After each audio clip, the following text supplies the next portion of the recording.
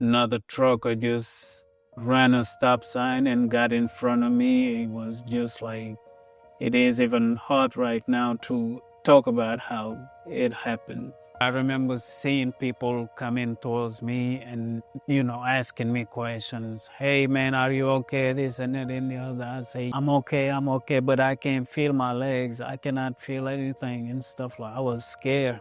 My left arm, I couldn't feel anything there. Next thing you know, I started losing conscience, but I was able to tell them, what my name was, who my wife is, her phone number, so they can call and stuff like that. I remember it was 5 o'clock because I was finishing up with my last client and the phone rang.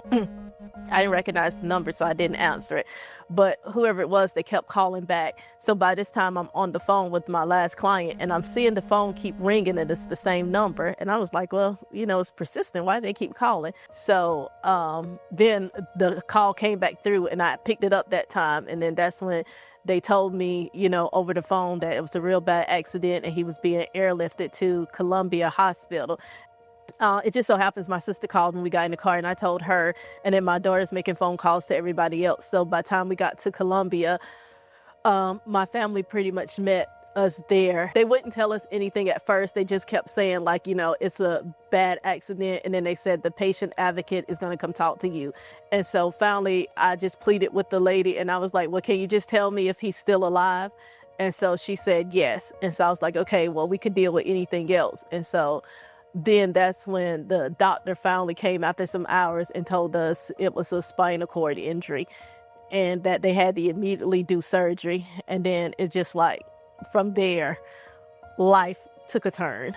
We had a conversation, I think very early on, where I told y'all what number or what range that I thought that they would need to come to mediation or what number they would have to offer in order to resolve y'all's case. Y'all probably remember this conversation. We do. It was about, I think, 4:30 in the afternoon. We had started at 10 a.m. It was a very long day, very emotional. And at the very end, they ultimately did not come up with the number that we thought your case deserved. We had that discussion about what steps that we needed to take moving forward. And we came up with a good litigation plan.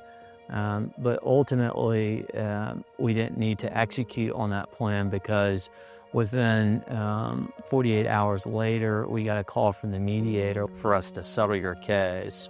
One of y'all said that we're not diminishing, what y'all have gone through, but money is the only way to somewhat compensate for everything. And I just appreciated that because it wasn't just like, yeah, we're going to settle it and we're just going to be out here.